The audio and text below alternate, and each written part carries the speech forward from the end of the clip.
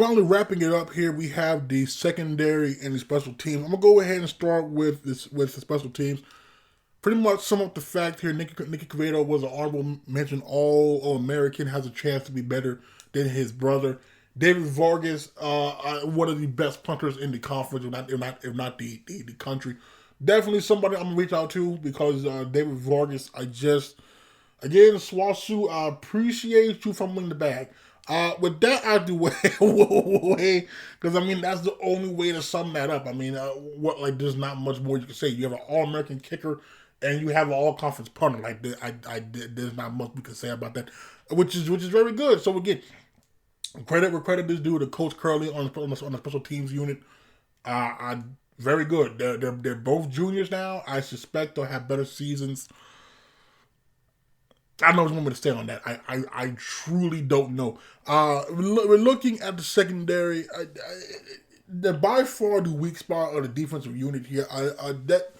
That's a unit I felt like it was better than last year, but not by much. Okay, I know when we talked to Coach Doro, he didn't understand what the criticism was of the unit last year.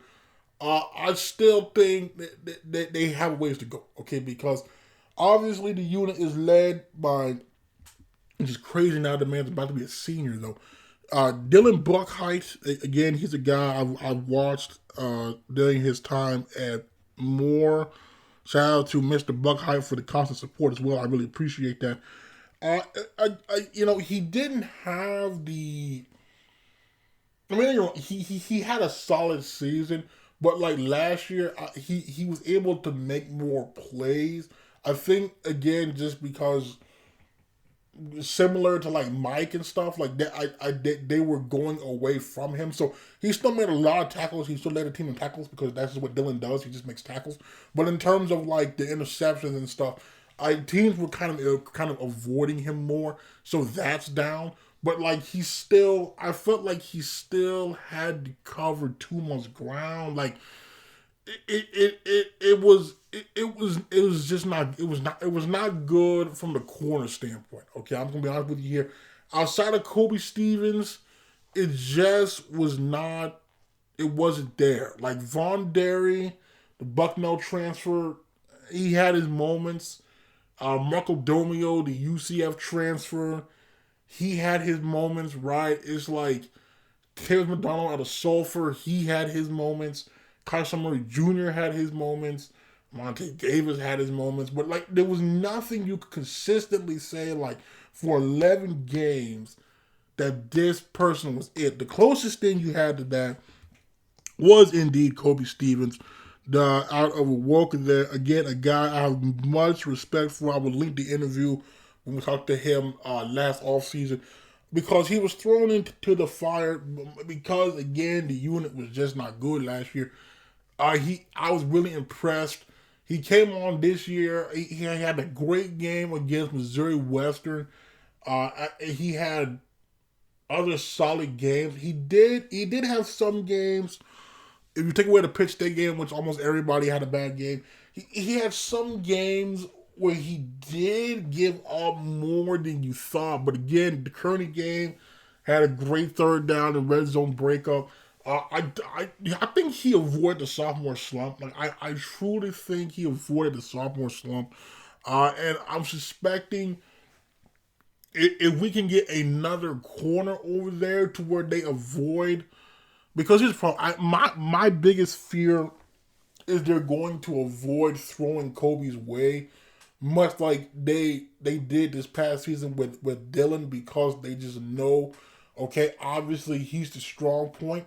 Let's just throw it on the other side and see what happens. And I just don't know at the moment if that other side is going to hold up. Now, if we look at Tavis McDonald, the guy out of Sulphur, I mean, he had his moments. I think he had a pick this year. But again, it's just a consistency standpoint. I mean, I do worry about him tackling. His tackling has to improve. I will say he did miss 2 tackles. He was not able to bring the receivers down. But I mean, like I said, he had his moments. Amonte Davis, to me though, Amonte Davis is a guy, the Sam Houston State transfer, came on really strong there towards the end of the season. I I don't know if he's better suited at safety because I think he moved there when Raekwon and Mosley were hurt. Uh, I, j- I felt like he did better there. I really did. I mean, he had his moments at corner. I just felt like overall, though, I think safety could be a better fit. Now you might be asking yourself, okay, well, if safety is a better fit, where does that leave Mosley? Now Mosley is a guy that we brought on here. Love the guy. Social media account is fantastic. I think Mosley needs to. I'm not. I'm honestly not opposed if he was to move down to linebacker because he was so good in run support. You go back to that Washburn game. Go back to the Kearney game. I think it was Kearney. The man was great in run support. I mean, like the majority of the season, he was always around the line of scrimmage there, making tackles, sticking his head in there. I think he could be better suited for that kind of role, like a hybrid role, not as like a true safety role. If that's making sense. Like his playing style to me is indicative of like in Gary Patterson's 4-2-5, where kind of like last year, where he not last year, but 2021, where he was that hybrid safety guy like him and Traylon Craig. I think that's a role that's best suited for him because he's able to stay around line of scrimmage. He's able to make plays in the run game, and I think that his coverage up in the front seven level, I think would honestly help because if we touched on with the linebackers, to me, really Marlowe and Connor are the only proven ones in coverage. So like I really feel like that would be a great asset. Whether or not that happens, I have no clue, but I think that's possible because you got to also factor in the fact now they will have Raekwon Wicks back. Raekwon was hurt a lot last year, off and on. Again, I'm really high on the man. I really think you go back to that Emporia game, fantastic game there. He got hurt. He tried to come back, so got hurt again. If Raekwon is healthy, I feel like he will be the starter opposite of Dylan Buckheim. I don't. I do. I mean, he's just a good player. I mean, he's just a good, solid football player. And then if we're looking also, we touched on Monte Davis, we touched on Tavis. Kyshawn Murray as well. We can get more consistency out of Kyshawn Murray. I think would be helpful because again, he also flashed some, but it just from a consistency standpoint, it just was not there. Like he'd have a few good plays here, then maybe a handful of bad plays, and then a few good plays. It's like we have to have more good than bad, and I feel like with him it was at best 50-50 probably.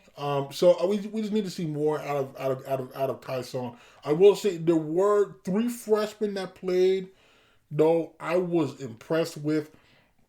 The first, Jalik Lewis out of Denison, Texas. I will link the interview above here. Jalik is a guy who's beyond should have had that pick 6 against Northeastern State. It is what it is. He's a guy I still feel like. Actually, all 3 of these guys I feel like could push for starting jobs next season, especially at corner. Because you have to imagine the corner spot outside of Kobe Stevens right now is far from set in stone. I just think that Jalik has a chance.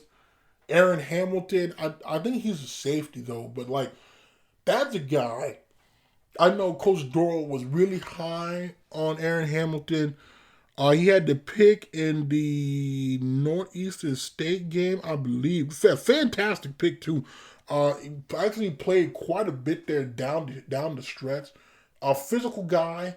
I think also has a very bright future. And then there's Jamori Ray.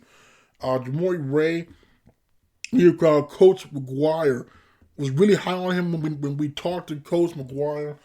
He was really high on John Jamori, and then they put him in there. I feel like more on defense late in the season. I was really impressed with Jamori Ray. That's actually a guy I think might be able to really compete for a starting job.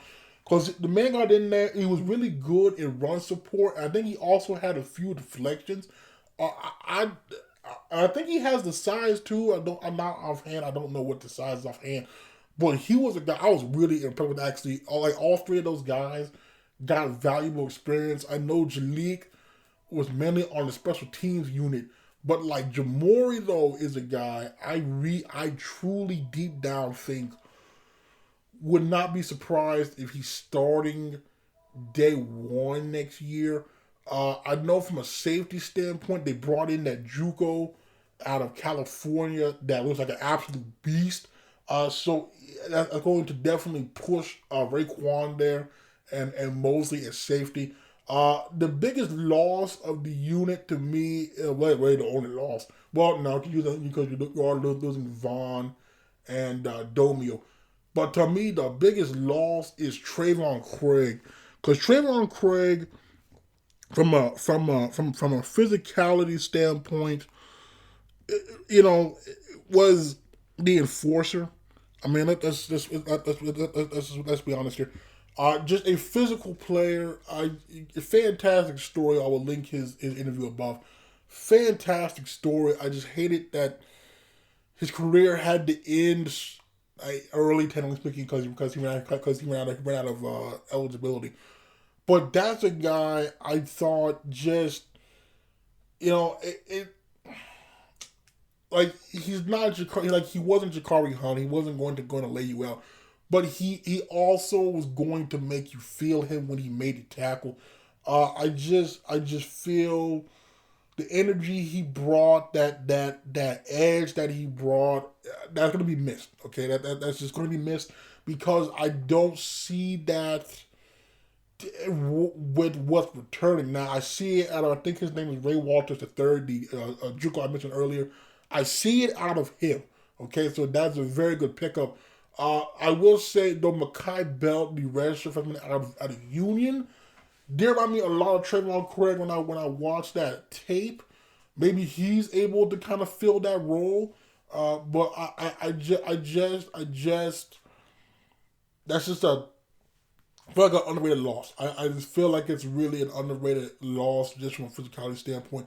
But I really I'm hoping now with a year of experience that unit's better able to shake itself out and kind of level out so we have that consistency outside of Buckeye, outside of Kobe Stevens, to where we're not, it seems like, throwing guys out there every week. Like that's been an unfortunate theme the past few seasons in the secondary, and it's just tough to win football games when that's the case. And so I'm hoping that unit gets fixed. I'm hoping some guys step up there, stabilize the starting roles, and we're able to see better improvement in that unit moving forward.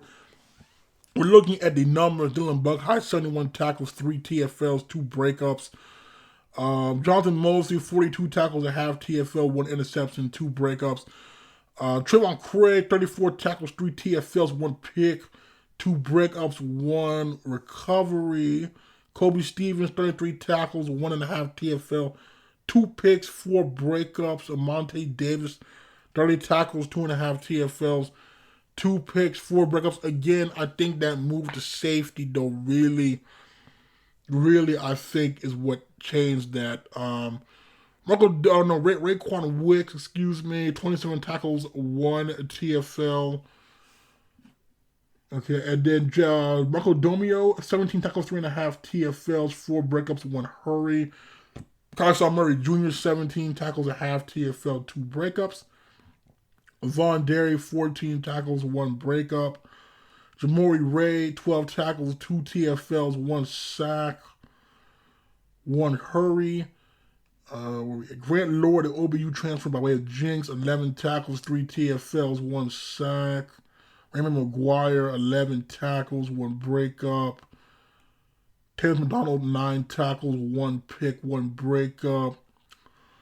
Aaron Hamilton, 5 tackles, 1 interception. Malik Lewis, 5 tackles, 1 deflection. And then Stephon Tolan, who was in the transfer portal, 1 tackle.